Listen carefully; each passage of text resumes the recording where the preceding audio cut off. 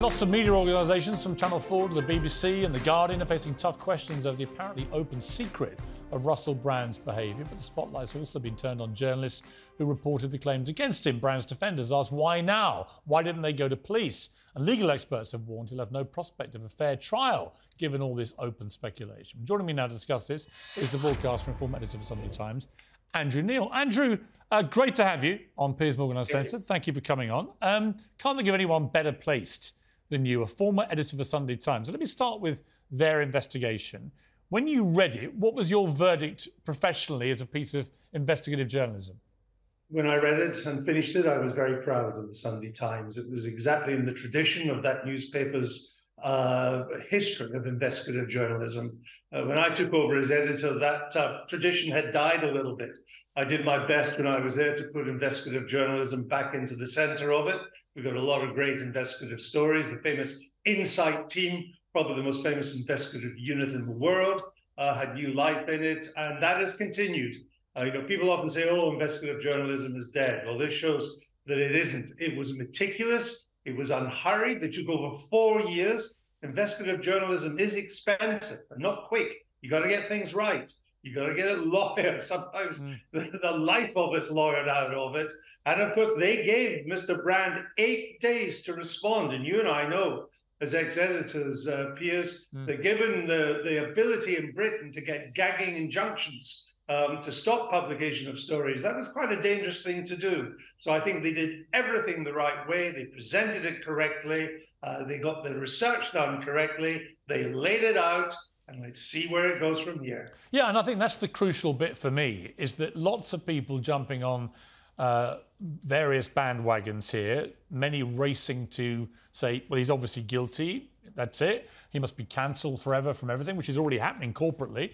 Others going the other way, saying, no, it's all a conspiracy by mainstream media, which, of course, is, I think, a lot of nonsense. I'm sure you share that view. I've seen your tweets about that. So what we're left with is where this will go legally. And there is a concern by the legal world that this may already actually no longer be able to go to a courtroom because of all the prejudicial material that's been out there. What do you say to that?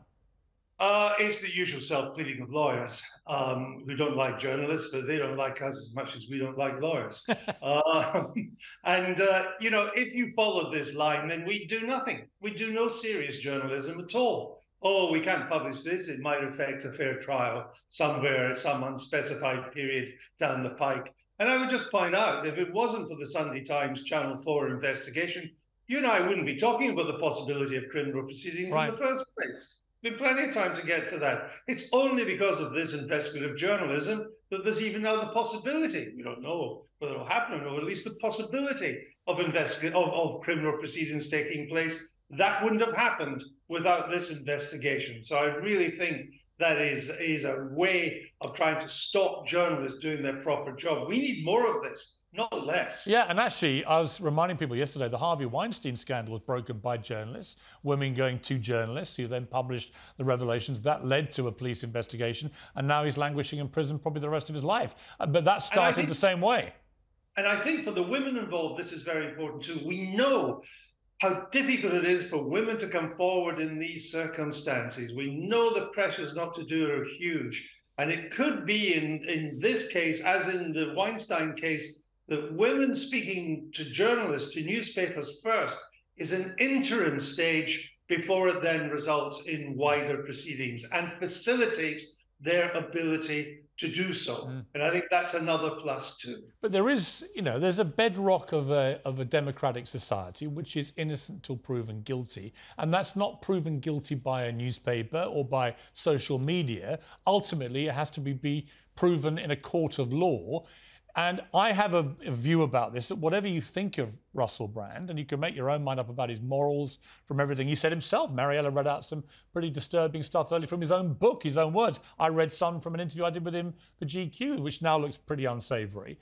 But he remains at the moment somebody who should be considered innocent till proven guilty by the law, shouldn't he? Yes, and that's our way of doing things. But the newspaper is not, or Channel 4, they're not trying and convicting him. That's not their job. Their job is to put information. Don't forget, the best definition of journalism is to put into the public domain facts that powerful people don't want to see in the public domain. And this is a classic example of that. This isn't trial by media. The newspaper and the television station have done their job.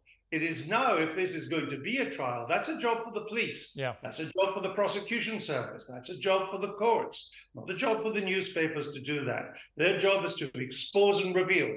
That's what they've done. Whether we go forward into criminal matters is another matter entirely, not for the media to decide.